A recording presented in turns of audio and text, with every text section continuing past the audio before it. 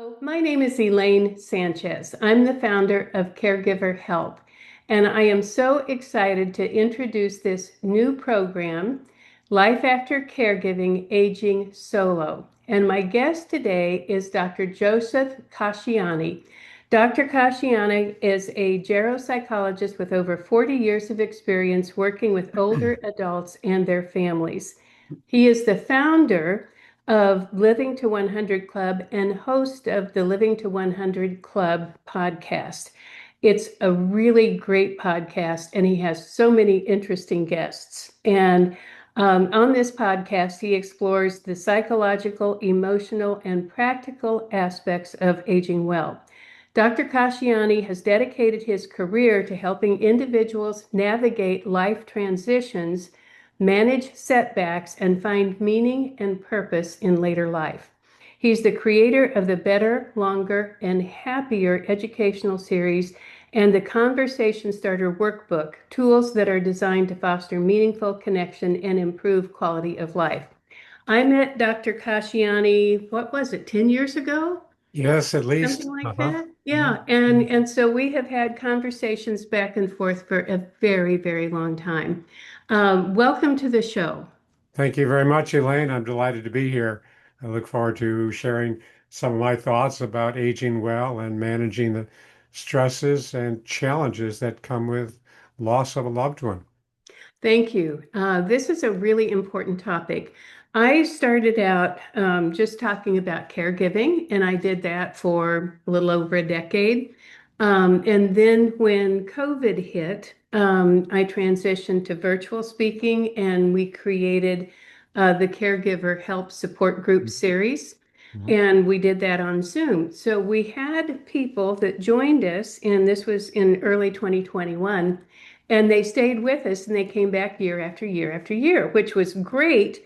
But what happened then is that a lot of our caregivers lost their spouses. And at the same time, a lot of my friends have lost their husbands. Five of my six closest friends have become widows in the last 3 years. Wow. And so, as I have witnessed these losses and witnessed the transitions that they go through, I realized that, we're way past the caregiving stage, and now we are in the Mm. grief stage and kind of redefining who they are Sure. and what their life is going to be like living as a single person. So one thing that I have noticed is that so many people, after they've been caregivers for a long time, think that, the initial reaction when their spouse dies is relief, Mm. because they have been suffering or it has been such a long time. And I remember when my dad died, I encouraged my mom to join a hospice grief counseling program at their church. And she said, "Oh, hell, I've been grieving for 6.5 years. I Mm. am done with that." Mm. And she was for several months. So this is where I would like to start with you. And I would like for you to help us understand um, what do people often underestimate when it comes to life after caregiving? Well, of course, it's a very big question because It is. there are times when we think there's a schedule or we can read a manual and how to manage this new chapter, and it becomes such a central role for people because of the loss of our loved one, but it's also about loss of structure, rebuilding our daily life and purpose. There's loss of routine, there's loss of identity, loss of roles. So we don't just lose the person. We also lose that Exactly. routine. We lose that role that we played. We're now looking for maybe trying to find out, is there a new identity? Is there a new role for me? Yeah. And there's a sense of who we were in that relationship that is now kind of upside down. So there's no predictable set schedule, and there are many different twists and turns for anyone. We all have our own stories. So there is that whole notion of wanting to face this and move quickly beyond it so I can get my life back Mm-hmm, together. mm-hmm, mm-hmm. And, caregiving is very demanding. And then when we change that role, we now look for something new, but there's no way to speed up the process. And I say, we need to deal with the emotions. We need to deal with the grief and the loss, maybe the relief, maybe the guilt. And those are Mm-hmm. human emotions. And it's not easy to, kind of move beyond those because when we do, they kind of creep back into our They do. lifestyle and, Yeah. Yeah. relationships and other forms of behavior. So we need Yeah. to respect those feelings. Importantly, we don't want to let those feelings control us. And Okay. that's a big factor. We want to respect them, but we can't let ourselves be engulfed and enmeshed and, swallowed up by the sense of grief and despair. So we respect it, but we don't let it control us. And how do you do that? Well, it's the emotional process of Mm-hmm. dealing with that loss because the sadness, those are real feelings. Mm-hmm. We have to, like I said, respect those feelings. And there are different stages of grief, of course, and Mm-hmm. most people have heard of the 5 stages of grief developed by Elizabeth Kubler-Ross, Mm-hmm. and she did that work when she was working with terminally ill patients in Mm-hmm. hospitals. Oh yeah. Many of Okay. them were younger adults and children, so she Mm-hmm. did the DABDA stages of grief: Mm-hmm. denial, Mm-hmm. anger, bargaining, depression, acceptance. Mm-hmm. And again, eh, it's not linear. People don't Yes. move strictly from one stage to another. It's more like a pinball machine than a staircase. So Yeah, we're boy, kind of that's a bouncing that's a around from great, grief and yeah. Yeah. acceptance and guilt and denial. And so some people may skip a stage entirely. They may not go through feelings of anger. It might be just complete relief. So you can revisit those stages at different times too. So I think there's kind of the newer thinking about dealing with grief is not so much those stages of grief, but making meaning out of the loss. Okay. People don't get over the loss; they integrate it. That's the kind of newer model. We don't put it behind us. It becomes part of us, and we adapt, and that changes us, changes our identity. But we uh, move on. We do move on. I remember when my father passed away, my Mm-hmm. mother was, she was fine. I mean, she was grief stricken, of course, and we all worried about, is she going to shut down? Is she going to pull Mm-hmm. back? Is she going to withdraw? And after 6 or 8 months, I think she came out of that stage and was ready to start traveling. And she was visiting her children and grandchildren. So again, it takes time, but it's that new identity that we create. We Mm-hmm. integrate the loss. Mm-hmm. It's maintaining the relationship with the deceased, and that's healthy. That's not Mm-hmm. pathological, but Mm-hmm. it kind of changes I won't say our DNA, that's too strong, but it changes who we are as a person. And we don't And leave it behind us accepting that. like, Yes. locked And up in a closet. yeah, It becomes part of who we are now. I like that. Yeah. Yeah, I like that a lot. Um, I have noticed that with my friends and with the caregivers that we have in our groups, that no two people go through it the same way. Some people, one friend said that she thought she would be fine, and she thought she was fine, and then she would find herself, on the kitchen floor sobbing. Yeah. Um, I had another one who just got so busy traveling. I mean, she was doing everything that she couldn't do while she was Yeah. taking care of her husband. Yeah. One that spent a lot of money and made a lot of really fast decisions and sold a house, bought a house, was doing a lot of things. Someone who became very obsessed with finding a boyfriend, Hmm. and it's been interesting to me, and I'm not judging any of them. One woman that we work with in a support group said that she would open up her refrigerator and she would look at it. She could not make a decision about what to eat, Hmm. let alone face the mountains of paperwork. So when Sure. you think about, the first, say, month or 6 weeks after someone has lost a Yeah. spouse, um, what would your advice be to them? How do they accept this, and how do they kind of incorporate this grief and accept that this is going to be a part of who they are without going off of the rails? Sure. Well, again, there's a whole slew of emotional reactions. That Yeah. chemistry wreaks havoc on our body with all the Yes. emotions. So we don't want to rush anything, of course. We need to reflect. And Uh-huh. sometimes that introspection, that psychologists call it interiority, where we kind of Mhm. look inward and we can kind of address and feel and experience those emotions. That's the most important first step, Okay. I think. Okay. Try to move away from it. Yeah, they're uncomfortable. They're unpleasant. They're Okay. painful.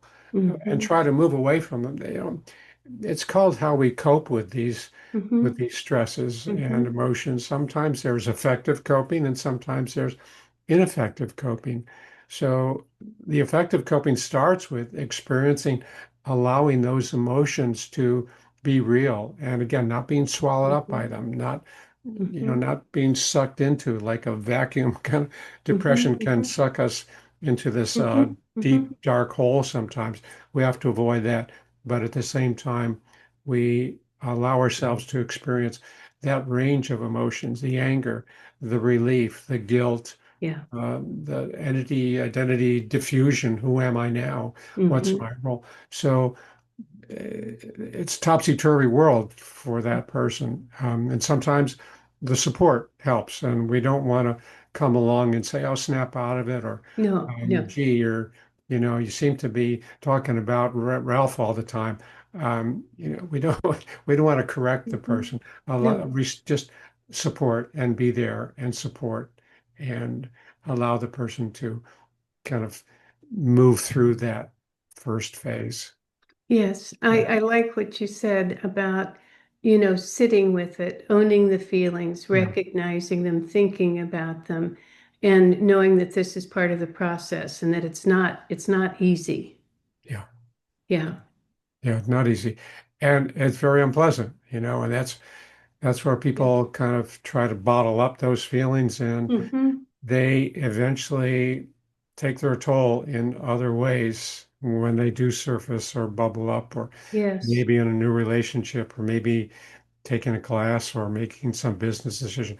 Those feelings are still there and they can have real influence over the person's decision making. Yeah, that makes sense. And at one point or another, you're going to have to deal with them or deal with the fallout of not dealing with them. Yeah. Yeah. Yeah. Yeah. And Interesting. you know, we know it's easy to try to avoid the pain, but when we do it, it just really prolongs it. Like I Yeah. said, it spills out later on, unanticipated, unwanted, unexpected.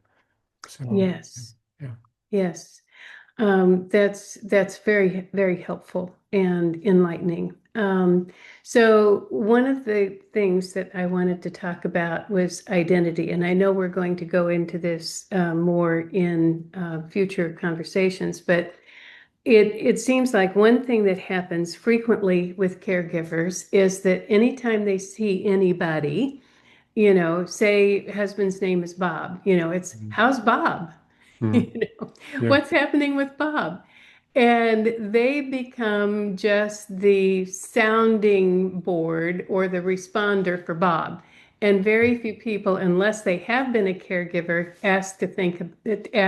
think to ask, how are you? How are you getting along? Mhm. And so everything is always focused on the care receiver and their Mhm. condition. So when that person dies, then that transition from always thinking about taking care of them and everybody asking you about them and not about you, then you wake up one day and think, well, who am I? Sure, Yeah, sure. Yeah, my role used to be solely devoted to Bob, right, and everyone asked me about Bob. How's Bob right, doing? And right. whether they know that Bob's passed away or they don't know, there's still big questions about, well, what can they ask me? Yeah, Why don't yeah, they ask me about what am I going to do? How am I handling this? Where am I headed next? right, So I think that's a matter of how sensitive the other person is, right. and kind of. I remember my brother-in-law lost his wife last year, and we were visiting back in New Jersey, and they went to one of their favorite restaurants, and the restaurant owner came up to Joe and said, "Oh, how's Judy doing?" Mm, And Judy had passed away, and Joe said, "Oh, my wife passed away." And he did it, in a very healthy way. He didn't dread mhm, talking mhm, about Judy, but he did say, "Oh, she passed." And of course, then there was that understanding and kind of empathic response from the mhm. owner. But um, it's like we can be matter of fact about it without letting the emotions, overpower us. So um, again, when we're looking at no longer taking care of Bob, I have to answer those questions. Who am I now? What Right, right, can I establish my new identity, or can I redefine myself right. as Judy or as Sally without Bob? And that's the whole, in many ways, I think that's emblematic of the aging process in general, It because is. we're always having to redefine ourselves, right? We give up Yes, our career and we're no yes, longer the accountant or the writer or the salesperson. We're redefining ourselves. And the same way, I'm redefining myself not as a married woman anymore. Now I'm defining myself as a widower or a widow. yes. So um, and I think there's real opportunity there. I think there's a refreshing kind of perspective to take. I can create a new script for myself. I Yeah, can create a new role, a new character, and I'm not bound by who I was 10 years ago or who I was in the last years taking care of Bob. I can recreate. So it's easier said than done, of course, but it is a right. process of um, seeing the beauty, if you will. Mhm, mhm, That may mhm. be extreme, but seeing the beauty in this opportunity here to define myself in a new way. There's a famous quote, Joan Didion, American Oh, writer. yes.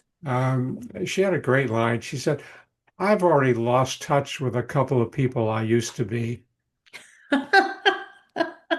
And I I love love that. that. I That's love that great. quote. Why not? Why do Yes, we have to stay, I won't say yes, stuck, but hold on to that identity yes. our whole life, 70, 80, 90? Why not let go of that person? So that's where the spouse can say, Bob passed away and I'm establishing a new identity. I'm establishing a new definition of who I am now. I Yeah, love that. I yeah, think that is a perfect yeah. place to wrap up this conversation. It's Great, such a positive, empowering thought. great. And I really, really like that. Thank you so much for that. Again, this is Life After Caregiving, Aging Solo, and I'm with Dr. Joseph Casciani, and we will be back with more. So please stay tuned. Thank you. Thank you, Elaine.